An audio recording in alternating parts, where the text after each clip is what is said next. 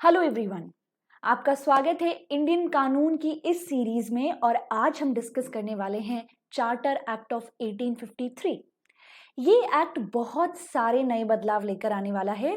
और अब तक चार्टर एक्ट्स क्या करते आ रहे थे, हर बार ये बता रहे थे कि कंपनी और कितने सालों तक भारत में रहेगी, लेकिन ये चार्टर एक्ट कुछ अनोखा था। आइए देखते हैं इसके प्रोविजंस। इस एक्ट में बहुत सारे पॉइंट्स थे, लेकिन उन्हें जानने से पहले हमें ये जानना जरूरी है कि इस समय किस प्रकार की सिचुएशन पैदा हो रही है जो कि इस पर्टिकुलर एक्ट को पुश करने वाली है। तो उसी के ऊपर थोड़ी सी चर्चा करते हैं। मैं आपको ऐसे ही कुछ इंपॉर्टेंट पॉइंट्स बताती हूँ। जैसे कि आप देखेंगे कि एक तरीके से अब जो इंडिया में प्रेसिडेंसीज थी, वहां से ये डिमांड उठ रही थी कि ये जो ड्यूअल गवर्नमेंट का सिस्टम चल रहा है, एक तरफ कोर्ट ऑफ डायरेक्टर्स, दूसरी तरफ बोर्ड ऑफ कंट्रोल, इसको अब खत्म कर दिया जाना चाहिए। क्यों? क्योंकि इसकी वजह से बहुत सारी चीजों में डिले हो जाता था, उनके बीच में बहस हो जाती थी और किसी पर्टिकुलर डिसीजन पर पहुंचने में समय लग जाता था। कुछ और भी प्रॉब्लम्स थी, जैसे कि अगर आपने ध्यान दिया हो, नोटिस किया हो, तो जो इंडिया का गवर्नर जनरल है वो बंगाल के गवर्नर के रूप में भी काम कर रहा है अभी तक। क्योंकि ये जो गवर्नर जनरल ऑफ इंडिया की पोजीशन है, ये गवर्नर जनरल ऑफ बंगाल से ही उठी है। तो बॉम्बे के गवर्नर अलग थे, मद्रास के गवर्नर अलग थे, लेकिन बंगाल के जो गवर्नर हैं वो इंडिया के गवर्नर जनरल जो होते थे वही बंगाल के गवर्नर हुआ करते थे। तो अब यहाँ पर ये मुद्दा भी उठने लगा कि इंडिया के गवर्नर जनरल अलग होने चाहिए, बंगाल के गवर्नर अलग होने चाहिए, एक ही आदमी नहीं होना चाहिए। इसके साथ साथ ब्रिटिशर्स की जो भारत में टेरिटरी थी उसमें भी एक एक्सपेंशन आया। ताजा ताजा अभी पंजाब और सिंध को कैप्चर किया गया था 1843 में, 1849 में। अब अगर ये नए नए एरियाज कैप्चर किए गए हैं, ब्रिटिश इंडियन टेरिटरी में ऐड हुए हैं, तो यहाँ पर भी कुछ नए स्टेप्स उठने चाहिए। इनको प्रोविंसीज की तरफ से यूज करेंगे या फिर इनको प्रेसिडेंसीज की तरह यूज करेंगे, यहाँ पर किस प्रकार का कॉन्स्टिट्यूशनल पोजिशन रहेगी ब्रिटिशर्स की, उसके ऊपर भी डिसीजंस लिए जाने थे। आपको याद होगा 1833 के एक्ट में कहा गया था कि बंगाल और मद्रास के गवर्नर्स जो हैं उनसे उनकी लेजिस्लेटिव पावर्स छीन ली जाएगी। लेकिन इसको जब इम्प्लीमेंट किया गया तो बहुत सारी प्रॉब्लम्स आने लगी। तो ये भी एक डिमांड थी कि लेजिस्लेटिव पावर्स जो हैं उनको डिसेंट्रलाइज किया जाए। बल्कि ये भी एक डिमांड थी कि अब इंडियंस को एडमिनिस्ट्रेटिव सिस्टम का हिस्सा बनाया जाना चाहिए, उनका भी शेयर होना चाहिए, उनका भी से होना चाहिए एटलीस्ट इंडियन अफेयर्स में।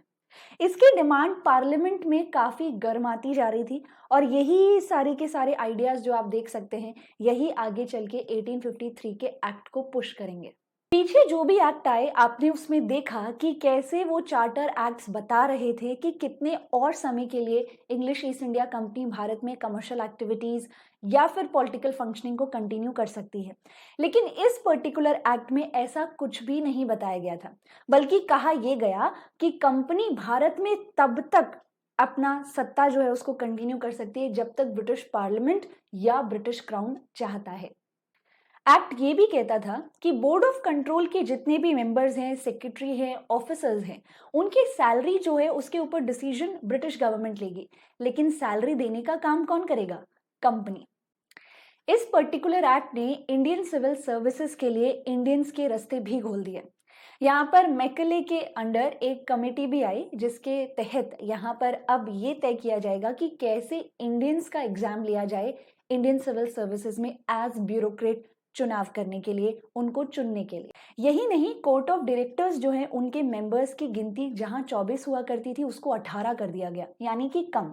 और 18 में से भी 6 मेंबर्स जो होंगे वो ब्रिटिश क्राउन के द्वारा अपॉइंट किए जाएंगे। ये एक्ट ये भी कहता है कि अगर यहाँ पे नए टेरिटरीज को कंपनी एक्वायर कर रही है या इस प्रकार की कोई स्थिति आ रही है, तो कंपनी जो है उसके जो कोर्ट ऑफ डायरेक्टर्स हैं ये यहाँ पर नई प्रेसिडेंसीज और प्रोविंसीज बना भी सकते हैं, और जो न्यूली एक्वायर्ड टेरिटरी है उसको पुरानी प्रेसिडेंसी या प्रोविंस में ऐड भी कर सकते हैं।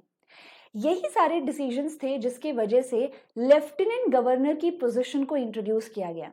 आपको बॉम्बे और मद्रास और बंगाल जो प्रेसिडेंसीज हैं उसके ऊपर गवर्नर्स मिल जाएंगे, लेकिन कुछ ऐसी प्रोविंसीज भी थी जिनके ऊपर लेफ्टिनेंट गवर्नर हुआ करते थे, जैसे कि आगरा और पंजाब। ये पर्टिकुलर एक्ट बताता है, ये कहता है कि अब से जो भी गवर्नर जनरल ऑफ इंडिया है उसकी जो एग्जीक्यूटिव काउंसिल है, उस एग्जीक्यूटिव काउंसिल में डेडिकेटेड लॉ मेंबर्स भी होंगे जिनका काम लेजिस्लेशन का होगा, यानी लॉ मेकिंग का होगा। तो लगभग एग्जीक्यूटिव काउंसिल में 6 लॉ मेंबर्स को ऐड किया गया। 6 में से 2 कौन होंगे? एक तो chief justice of supreme court and any other जज ऑफ सुप्रीम कोर्ट। जो 4 मेंबर्स यहाँ पर बच गए वो कहाँ से आएंगे, कहाँ से नॉमिनेट होकर आएंगे? वो आएंगे बंगाल, मद्रास, बॉम्बे और नॉर्थ वेस्ट प्रोविंस से। तो हम ये कह सकते हैं कि पहली बार यहाँ पे ऐसा लग रहा है कि लोकल रिप्रेजेंटेशन जो है वो सेंटर तक पहुंच रही है। हालांकि लोकल वर्ड जब हम यूज करते हैं तो हमें लगता है कि इंडियंस होने चाहिए, तभी ये शब्द मायने रखेगा कि इंडियंस जो है वो जब सेंटर में जाए तब हम कह सकते हैं कि लोकल रिप्रेजेंटेशन है। बट एटलीस्ट अभी तक जो भी governor general of India decision लेता था, लॉ मेकिंग का काम करता था, उसमें प्रेसिडेंसीज और प्रोविंसीज से किसी प्रकार के रिप्रेजेंटेटिव्स नहीं जा रहे थे। तो ये पहली बार हो रहा है। इसीलिए 1853 के एक्ट के बारे में कहा जा रहा है कि पहली बार लोकल रिप्रेजेंटेशन यहाँ पर नजर आती है। इस एक्ट के तहत गवर्नर जनरल इंडिया अगर चाहे तो वो अपनी काउंसिल में 2 सिविल सर्वेंट्स को भी अपॉइंट कर सकता है। हालांकि ऐसा कभी नहीं हो पाया। वहीं अगर हम एग्जीक्यूटिव काउंसिल के काम करने की बात कहें तो वो बिल्कुल ब्रिटिश पार्लियामेंट की लाइंस पर ही चलता है। एग्जीक्यूटिव काउंसिल की जो भी पॉलिसीज होंगी उनके ऊपर बहुत सा डिस्कशन होगा, डिबेट होगा और उसी के ऊपर फाइनल डिसीजन लिया जाएगा। लेकिन एग्जीक्यूटिव काउंसिल यहाँ भी लेजिस्लेटिव काउंसिल या फिर लॉ मेंबर्स जो हैं उनके ऊपर भारी पड़ती हुई नजर आती है, क्योंकि एग्जीक्यूटिव काउंसिल लॉ मेंबर्स के द्वारा बनाए गए लॉज जो है उनके ऊपर विटो पावर का यूज भी कर सकती है।